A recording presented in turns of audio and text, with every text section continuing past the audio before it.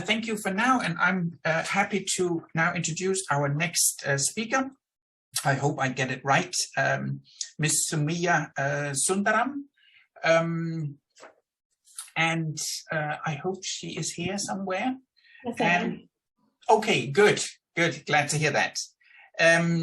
So Ms. Sundaram is a learning and development professional and a linguist. And she's been working in leading banking corporations before becoming an independent consultant. She's worked in telecommunications, hospitality, fintech, educational institutions, etc. And she's working particularly on improving communications, training, leadership capabilities, organizational development, employee engagement. And she's done that across a number of countries, including France, Luxembourg, and India. So very exciting, very diverse background, and I think highly relevant for our theme of this symposium. So welcome to you, and over to you, Ms. Sundaram. Thank you. Thank you very much. Do you hear me well? Because I've had a little bit of a problem this morning when I was doing the run-through. So yeah, okay. No problem. Okay, that's perfect. Okay, thank you very much for taking out time to participate in this presentation. I'm very honored and delighted to be presenting this paper here at the Talking Across the World Symposium conducted by the Hong Kong Polytechnic University. I'm very thankful to Dr. Jane Lockwood for giving me this opportunity. Thank you, Jane. And such wonderful presentations this morning. I've been listening to it right from the start, and such in-depth analysis that people have done, and some great research questions that have been posed by other presenters as well. I'm sure the panel discussion is going to be massively engaging and entertaining at the same time. I'm very happy again to be here in this very intellectually stimulating forum. So for the next 20 to 25 minutes, we'll be looking at internal communications, reviewing it, and looking at some recommendations around this topic. So I'll just make it full screen so it's easier to move between the slides. Okay, so what I've done is to have divided this presentation into 3 sections. So section 1, where we will be looking at the current trends and practices around internal communications. Section 2, where we will explore some areas of opportunities in context of internal communication. And the last part, we look at some possibility of evaluating internal communication. So that's pretty much the agenda or the structure of this presentation. So we'll start off by defining internal communications itself. So as you can see on the slide, it's a function that is responsible for effective communication among participants within an organization. So it's primarily used for 4 purposes in any organization, right? So number 1 being to communicate information around business as usual activities that happen within the company or the organization. Secondly, it's used to manage any crisis situation like we've had during the COVID pandemic.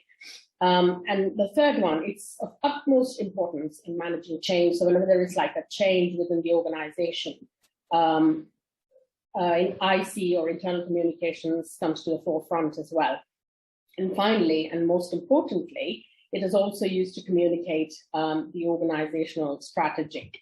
To contextualize and understand internal communication within the corporate sector, as you can see at the bottom, there's just one person. It's usually a 1-member team for about 1,000 employees, which means that for small cap and mid cap companies, it's just one person dealing with the whole thing, right? Making decisions on what goes into the communication and do the impact analysis, etc. So it's not really the most efficient sort of system at this point in time. In many small organizations, it's not even done as a full-time job, but it's more like an added responsibility that people have.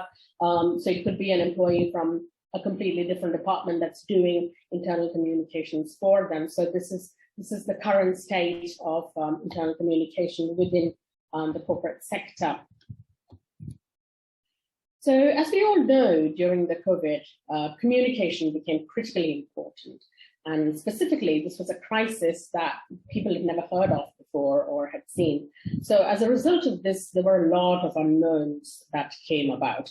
And this is where crisis communication strategy kicks in, right? So I've shared a few examples here on the slide, some strategies and methods that were used by companies across the globe here. As you can see, for example, articles, right? Like earlier articles were just being published like once a week or so on the internet. Some of the companies even publish articles just once a fortnight or so. Whereas during the crisis, 3 to 4 articles were published on an average per day on intranets across the world. So that's like a huge change from where we were pre-pandemic to during the pandemic. Most of them were about crisis, updates around COVID across the world, what must be done to stay safe. It could be shared in newsletters and things like that, WHO guidelines. It could be about stories about people who've experienced COVID firsthand and have come out of it, or stories of their loved ones having been through COVID, or things like that. Most of you may have also received notifications and things like that on your emails or messaging systems about lockdown in different areas during this time, or about vaccination drives that were being conducted by governments across the world as well. So I'm sure at some point you all have experienced internal communications firsthand. So in addition to crisis communication, there was also a requirement to continue with BAU, which is business as usual communication, such as organizational change. However, the virtual environment in which the pandemic made people operate in forced people to deliver some communication that would have been delivered face-to-face virtually. Now, sadly, many organizations didn't quite get this right? So I'm sharing with you a couple of examples of not so good communication that went out during the COVID crisis as well. So the first one being around Disney letting go of around 20,000 people in the first month of lockdown. The second one is about Better.com senior executive letting go of over 900 people over a single Zoom call, right? So obviously, this was not very well received by either the employees or the general public. But below what you see is a little extract from Disney's intranet page, which talks about having to let go of people and why they're having to let go of people. But this was like a little bit into the COVID crisis. As you can see, it's around the first half of fiscal 2021. But this time around, Disney played it very, very differently, right? Because they explained to people and then got them ready for the redundancy. So it wasn't as bad as it was the first time around. Now, the pandemic was on for a really long time, right? Like for over 2 years, which means that a lot happened during the pandemic phase as well, in terms of internal communication, like the increase in the number of articles, like we saw earlier, the number of newsletters that were being published or circulated, change in the way people use videos and how they started embedding videos into intranets, which was not heard of pre-pandemic, right? And more CEOs and COOs coming live to talk to employees in order to stay in touch with them, in order to keep them more engaged. People becoming more connected with each other through apps and software that was similar to social media, where they could post pictures of their work desk and people working from all around the world, having different backgrounds behind them, some of them working from a beach or some of them working from the mountains, etc. People posting pictures with pets and babies, people working in pajamas, etc. So the number, just to give you an idea of what happened, I'm sure Jessica's, in Jessica's presentation, we already saw that there was a huge leap in terms of communication during this time.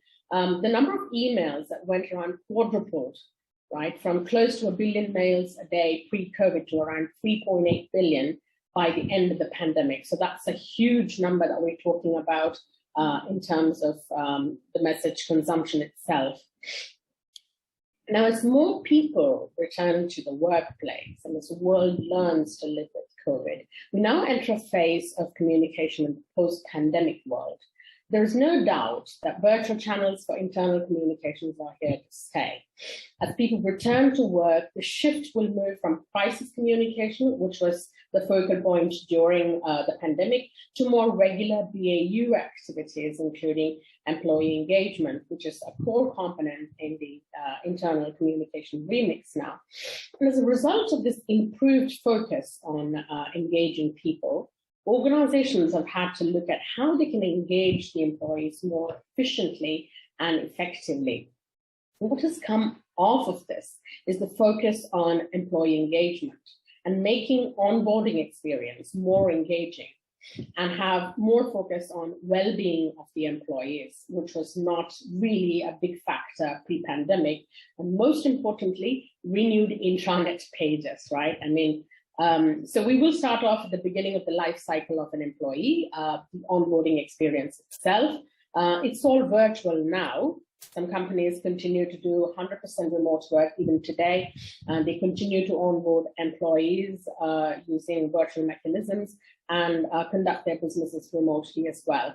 So I'm just going to give you a very quick example of an onboarding platform. As you can see, it's EEX, which is Employee Experience Platform. So what is an employee experience platform? Right? It's a platform.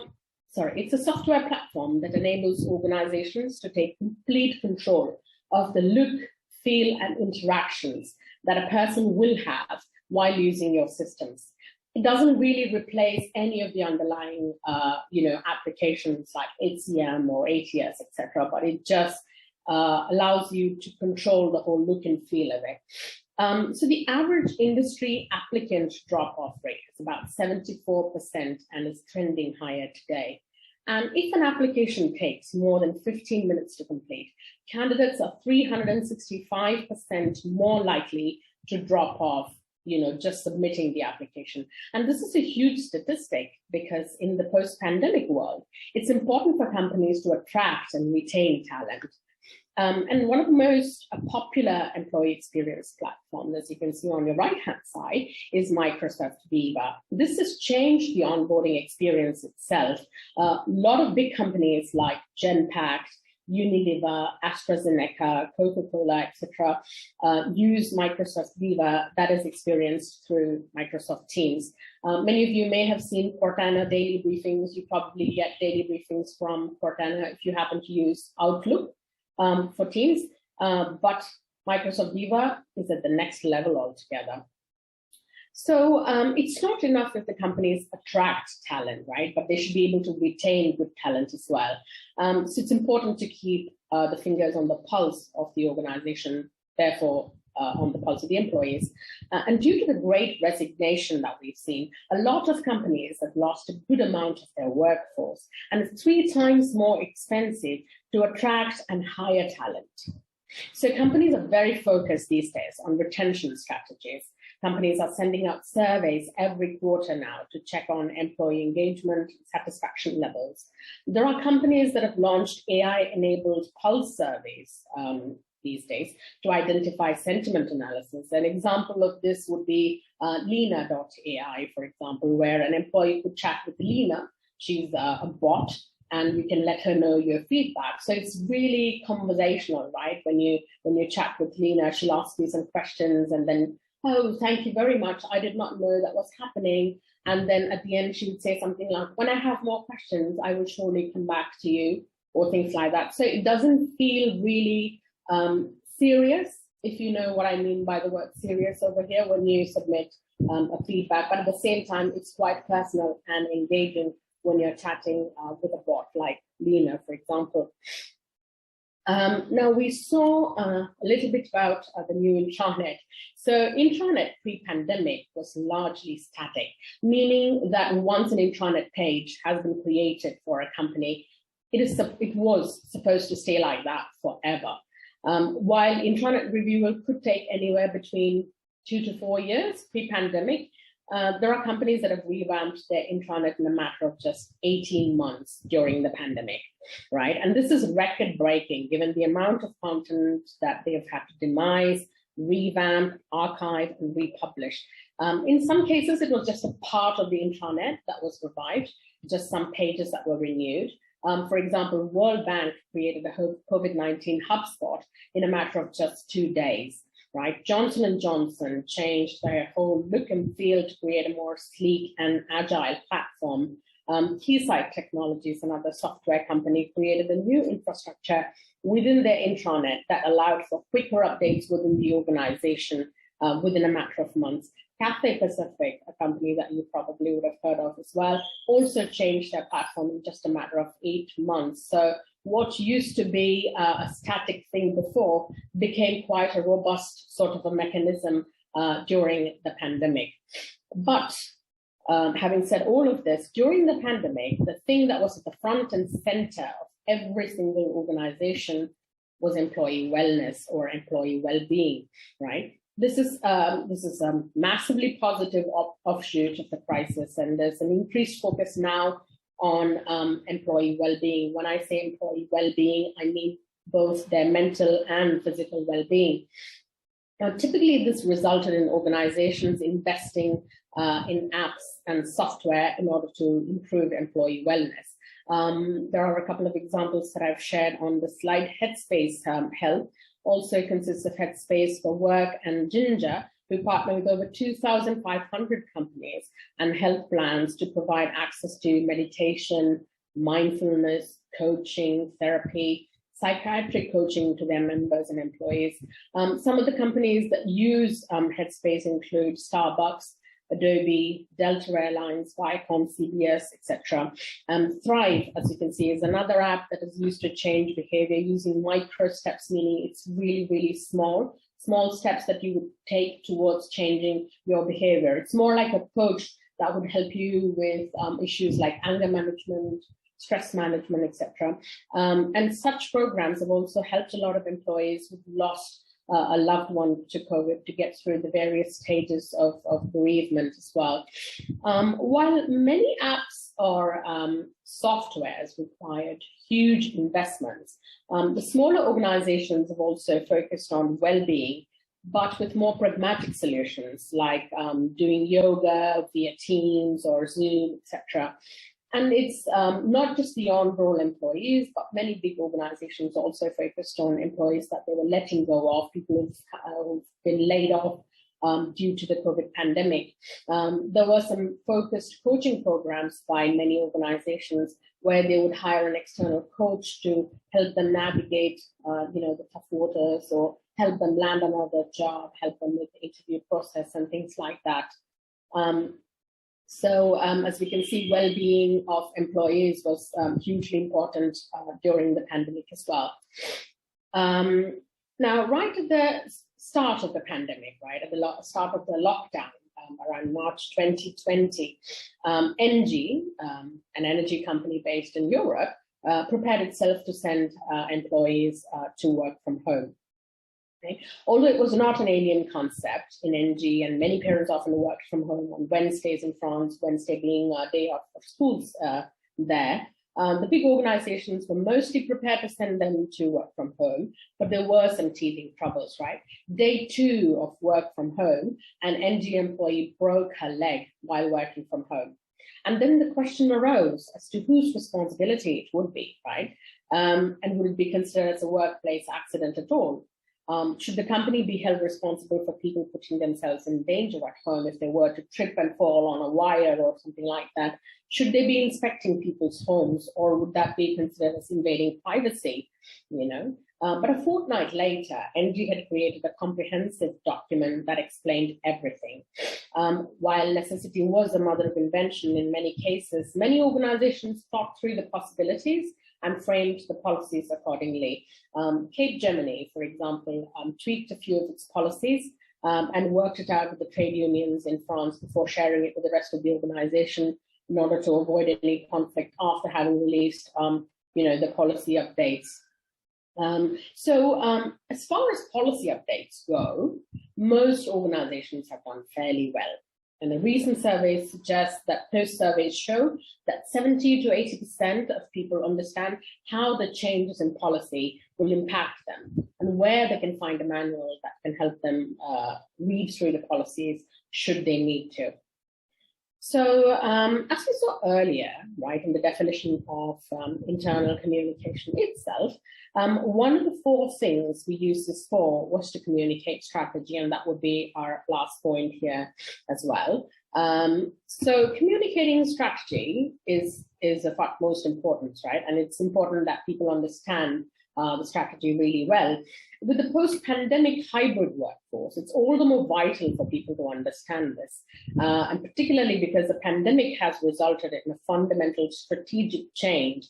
For example, organizations now adopting a hybrid working model in order to attract and retain employees, or reinforcing messages about corporate sustainability, which has come to the fore as well as a result of the pandemic. Now, most of the companies that I've researched on post-pandemic have done a good job in terms of explaining to the employees the strategic realignment that the company has taken, why they have decided to take or make a realignment, and how it will impact their lives at work. However, there is more scope for investment in digital portfolios, especially with the industrial companies. Not so much with the other companies, but more so for the industrial companies. There is a little bit more scope for investment in digital portfolios. So what does all this research tell us, right? I mean, it tells us that there isn't sufficient evaluation that is being done today to identify if the internal communication that was sent out was effective or not. So as of today, just 1/3 of the organizations do any sort of evaluations of the communication that they send out. And the ones that do send out evaluations, they don't do it very efficiently. There are a few surveys that get floated around after the communication is sent out, but it's not really a scientifically developed kind of survey.